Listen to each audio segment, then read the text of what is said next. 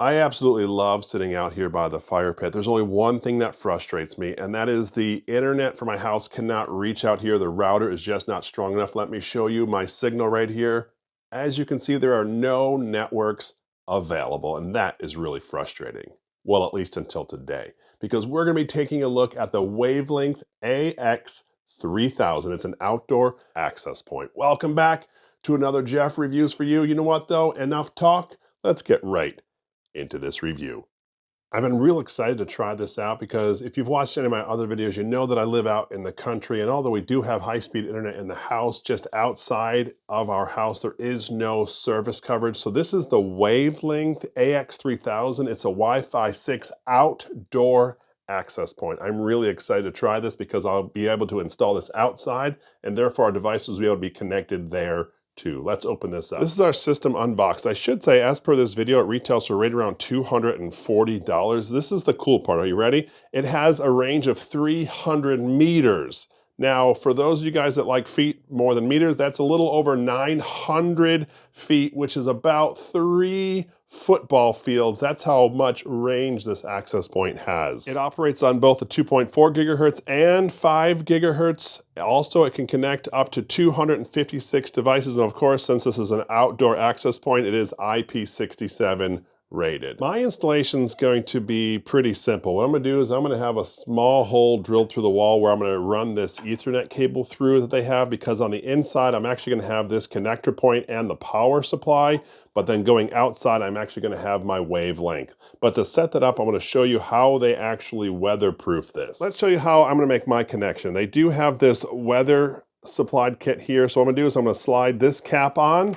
And they have this like gasket thing here, right? And of course, the cool thing about the gasket is there is a slit in it. And so that actually gets wrapped right around your cat cable right here.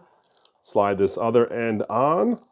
Now we can actually connect all of this. But first, what I'm gonna do is I'm gonna hook this into the bottom of my WavLink because I don't wanna twist any of the wiring as I'm doing this. So I'm gonna clip this right in, tighten in this piece here at the bottom of the WavLink. Most of this I just hand tighten. You don't want to damage any of it because it is plastic. I'm going to put my gasket in place, and now I'm going to slide up that cap we had on there originally. And what this is going to do is this is going to make my watertight connection so I can have this outside without any issues. Like I said before, this wire is the one that's going to be going right through my wall. So I'll have all the other connections and plugs on the inside, but this is all that will be outside, a nice watertight seal. Next step is to actually hook up our antennas, and it's not just put an antenna on and go. There are different antennas for different spots. You can see right here, this says 5G, so I need to pick up a 5G antenna. See how this antenna right here says 5G? That's the one I'm going to put here. If it says 2.4G, then I have to grab one of the antennas that say 2.4G. Make sure you pay attention to that because it is important. So I'm going to start screwing these in. Check that out. That is a pretty mean looking access point. For this test, I'm actually going to put this on the side of a shed of mine, but I eventually will get a pole to have mounted because you kind of want to have this free from obstruction. Right now, I'm just going to be testing this out on a shed, which is actually where I would like to have internet anyway. So that's what we're going to do now. It's a pretty easy install to either a pole or to a wall. You can see that there are 4 screw points, and they actually do come with a template, which makes it easy so you don't mess things up. Like I said, later I'm going to put this onto a pole. Right now I'm just going to put it on to the side of a shed. I will say before I do that, I am going to hook it up to my mesh network just to make sure I have a signal. We have to actually power up our WavLink. So what I'm going to do is I'm going to include the little power cord that was there and slide that into place. You can see we have a green light. And of course, the Ethernet cable that came with our unit is going to slide in on this side. I can use this as an extension, although you do not need to because this does have a wireless signal. That's what I'm going to use. So this really for me is just going to be the power supply. And of course the power plugs in here and it does transfer through the patch cable into your router. Now we are set up to actually connect our signal. Let's do that. It is important to note that this is a repeater or a router. It is not an actual modem, so you'll have to have an existing modem to make this thing work. The first thing that I want to do is I want to make sure I connect to the router itself. It should not have any internet connection, nor should it have any kind of security protocol, so you should be able to just connect. Once you're connected to the router itself, you want to open up an internet browser because we actually want to access the programming of our WavLink. So in order to do that, at least on this device, you're going to type in 192 168.30.1. We'll hit go. We've now here at our dashboard to log in. The default password is all lowercase ADMIN. Let's hit log in. You can see at the top where it says switch modes. I'm going to click that because I want to have mine on repeater mode. Hit apply. Now I have to set up my region. Of course, I'm in the United States. My time zone. I'm just going to reset my password here, and I'm just going to do something simple for now. 1, 2, 3, 4, 5, 6. I'll change that later. Let's hit next. I'm going to select my Wi-Fi to have this actually repeat. So let's let the system look for local Wi-Fis. We can see right here that it's found a couple different ones in the area. I'm going to use the Jeff Reviews for You line because that's the one that I want to extend. We'll hit next. When you're logging in, you're going to actually have to set up the internet from your current line into this router. You can see that I have already selected my JR for You line. I have to enter the password there, and then I can actually name my 2.4 and my 5.0 gigahertz Wi-Fi names whenever I want. I'm going to leave them right here as they have listed, and then I'll of course enter my own password. As we can see, we've just generically labeled our password 123456778. That's for purpose of testing this out. I will switch it, of course, later, so we're going to hit save.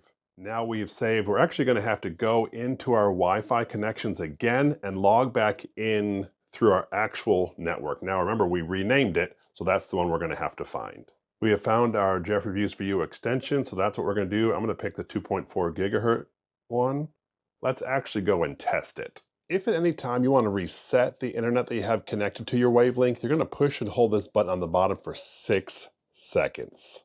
Of course, after 6 seconds, it will reset to the factory default settings and you can reset up your internet. I'm going to install our WavLink router right here to the side of this shed. I think this is a great location here. It is central to my property, and so I think I'll get the most use out of this router. So this is where I'm actually going to install it. Eventually, I'm going to put a pole onto the same shed, and then I'll install it onto the pole, but for now I think it is going to be good. I do have access to this window over here to the right where I'm just going to run the power supply right on in there. That's not going to be my permanent install, but at least we'll have power to the router. I wanted to make this easy for me, so what I did is I actually just put the template up on the wall and I started screwing into the outlined areas. I thought this would be simple to do. I'm going to put in my last 2 screws and then hang up our WavLink. There's our final install. In my opinion, it actually looks pretty cool. Looks like I have a giant snowflake hanging on the side of my shed. Anyway, I'm going to plug this on up and then we're going to give it an ultimate test.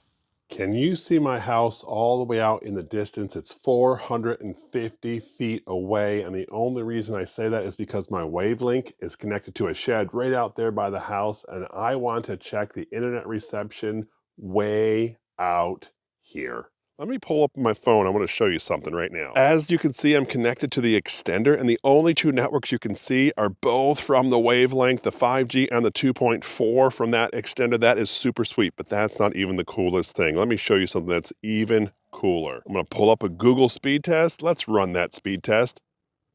I have internet way out here. Now, you might not think that's very cool. My max download speed right now is 40 and my upload speed is around 10, and that's inside the house. I do live out in the country, but check that out. All the way out here, I'm getting almost my max speeds.